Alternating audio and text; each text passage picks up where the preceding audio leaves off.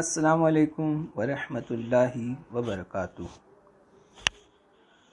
Dear students, welcome back to this online lecture series of Hera English School Standard 10th.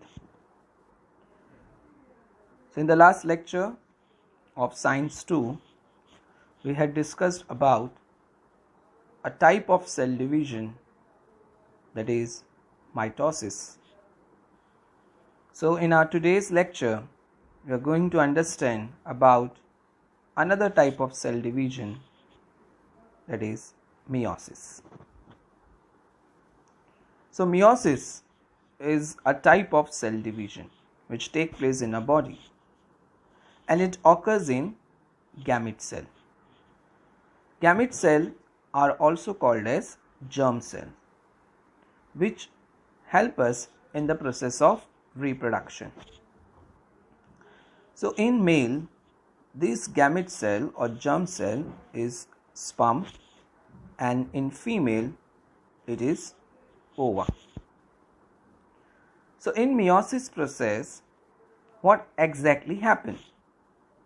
As we know, a DNA is a part in a body cell that consists of the hereditary characters present on the gene. So there is replication of DNA, single DNA replication, and it is followed by two nuclear divisions. Each of the resulting daughter cells has 1/2 of the number of chromosomes as the parent cell. So this is what happens in meiosis, and this makes the process of meiosis to be different from mitosis.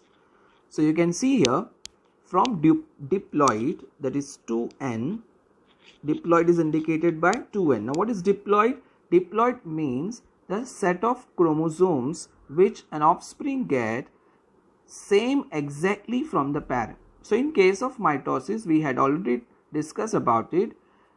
The daughter cells which is obtained at the end of mitosis process consist of same number of chromosomes as their parents have. But in meiosis, the number of chromosomes reduces to half. That's why meiosis is also called as reduction cell division. So from diploid, the number of chromosomes become half, and now it's called as haploid. So diploid, two set of chromosomes, okay, and in haploid the two set of chromosomes becomes half. That new set is called as haploid. Now if you know that in humans there exists 23 pairs of chromosomes, okay, we had already discussed about it, which means 46. Now out of these 46 chromosomes, or you call as 23 pairs of chromosomes, 22 pairs are called as autosomes, okay, these are responsible for our body characters, but one pair is called as gender chromosome, okay, which decides our gender, and half of each pair we get from our parent. One parent means you can call it as a father, and half other comes from the other parent, that is mother. So 22 pairs, okay, they are responsible for our body character, and one pair is responsible to decide our gender. So you can see this in the diagram, okay, it's the genome of human being. So in meiosis, how the phases are divided. If you remember about mitosis, the phases, main 4 phases, actually it takes place in 2 stages, that is karyokinesis and cytokinesis. Same thing happen in meiosis as well, but meiosis further split into 2 subphases, meiosis 1 and meiosis 2, and each of these 2 subphases have those 4 phases which mitosis has, that is prophase, metaphase, anaphase, telophase. So here accordingly, prophase 1, metaphase 1, anaphase 1, telophase 1, these are the phases which take place under meiosis 1. Similarly, in meiosis 2, prophase 2, metaphase 2, anaphase 2 and telophase 2, okay. So these are the phases which occurs in meiosis. Now see, as it is mentioned, meiosis requires 2 division. First, meiosis 1, the chromosomes of each homologous pair separate. So here the new word which is written over here or come across to you is homologous. Homologous means what? The homologous mean is the part which is same. That part is called as homologous. So in meiosis 1, the chromosomes of each homologous pair separate. So we see in our body the pair of chromosomes which are identical, okay, so they are called as homologous. So this part of chromosome, they get separated in meiosis 1. In meiosis 2, the sister chromatids of each duplicated chromosome separate. So meiosis 2 is exactly same as mitosis. I have already taught you what are sister chromatids. Sister chromatids are those chromosomes which are joined together through centromere.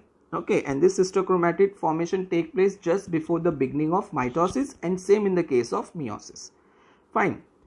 Now these are the two stages. So in early prophase 1, what happened? Let us see. Chromosomes, they condense. Okay, the chromosomes get thickened. Okay, up till prophase to begin, the chromosomes were just like bundle of fibers.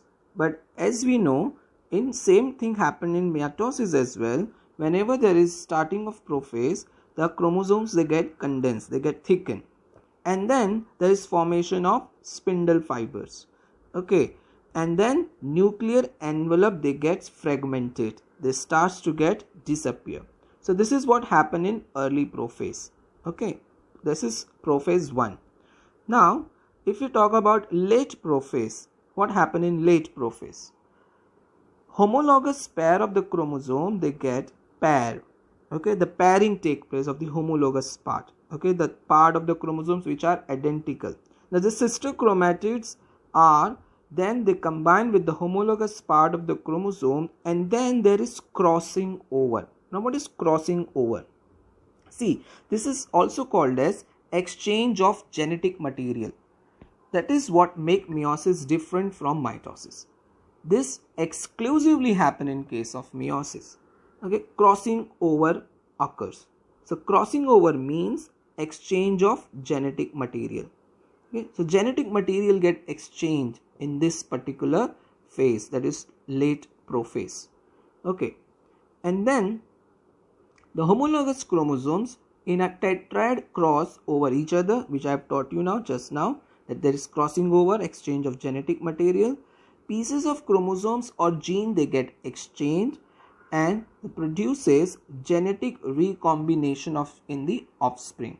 So meiosis, we will see at the end of this lecture what is the difference, major difference between mitosis and meiosis. This is one particular point, that genetic recombination is found or genetic variation is found in the offspring with the help of meiosis. Okay, so this is the final. So this is again a pictorial representation of crossing over. You can see non-sister chromatids, means two different sister chromatids, they get exchange, they are exchanging their genetic material, and then you can see the tetrad which is formed, that's shown with the color orange and red color. The tetrad which is formed, okay, have the part of the another sister chromatid. So this is where they have exchanged their genetic material. This is a variation. Okay, now after finishing prophase 1, there starts metaphase 1.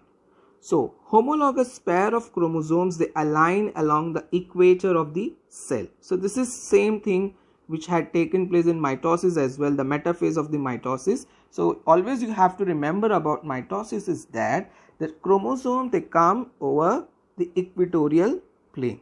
Okay, they align themselves, but in this case, in the metaphase, these chromosomes are paired, they are in paired form. Okay, so that's why they are mentioned here, homologous pair of chromosomes align along the equatorial plane of the cell. So this is the thing happening in metaphase 1. Then what happened in anaphase 1? The homologous separate and move to opposite poles. Now this tetrad form of homologous chromosomes, okay, they they get separate now and they move towards the opposite pole, that is centriole. Sister chromatids remain. Yeah, this is very important for you to understand.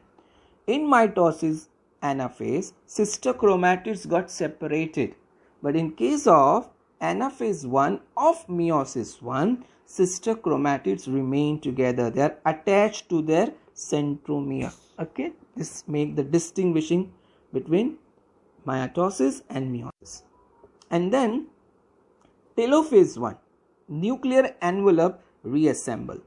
Okay, as soon as the anaphase 1 gets over, the telophase 1 start, and here same thing, exactly what actually take place in telophase, that same thing you can see here, nuclear envelope reassemble, spindle fibers they get disappear, and cytokinesis divide the cell into two daughter cells.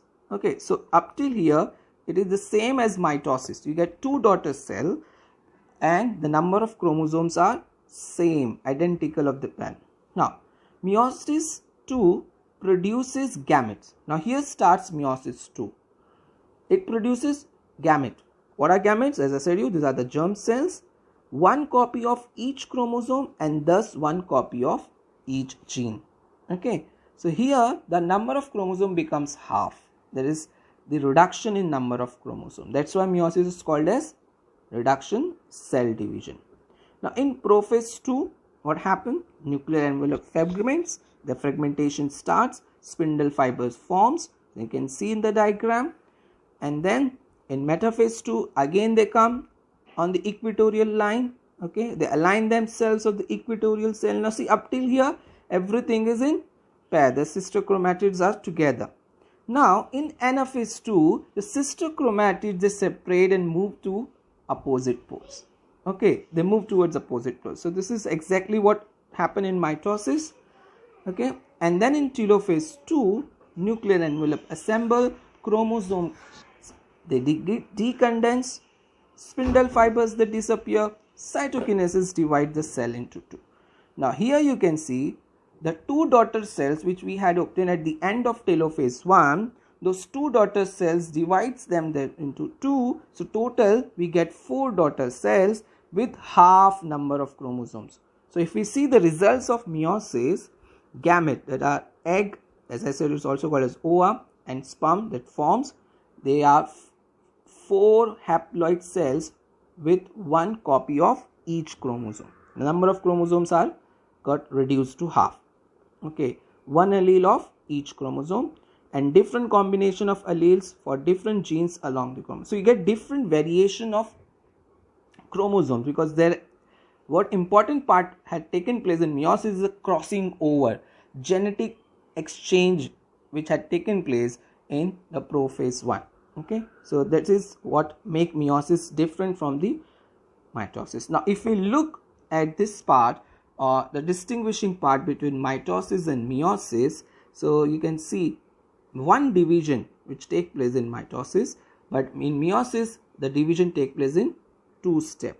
Okay, number of chromosomes in mitosis they remain the same. The daughter cells they get exactly same number of chromosomes as from the parent, but in meiosis number of chromosomes is half, that is from diploid they become haploid. Homologous chromosomes they line up separately on the metaphase plate, whereas in meiosis homologous chromosome they line up in pairs at the metaphase plate. Homologous chromosomes do not pair up, whereas in meiosis homologous chromosome they pair up to form bivalent. Chiasmata do not form, that is crossing over never occurs. Okay, in mitosis never occurs, but in meiosis crossing over occurs. This is what make them different. Daughter cells are genetically identical, daughter cells are genetically different from parent cells in meiosis. So here 2 daughter cells forms at the end and 4 daughter cells are formed in meiosis. So I hope you have understood about mitosis and meiosis, and here we have finished with this chapter of Science 2, that is life processes in living organism part 1. Okay, inshallah Next time we'll discuss with the new chapter of Science 2. Till then, you read the part. Inshallah, we'll meet next time. Assalamu alaikum wa rahmatullahi wa barakatuh.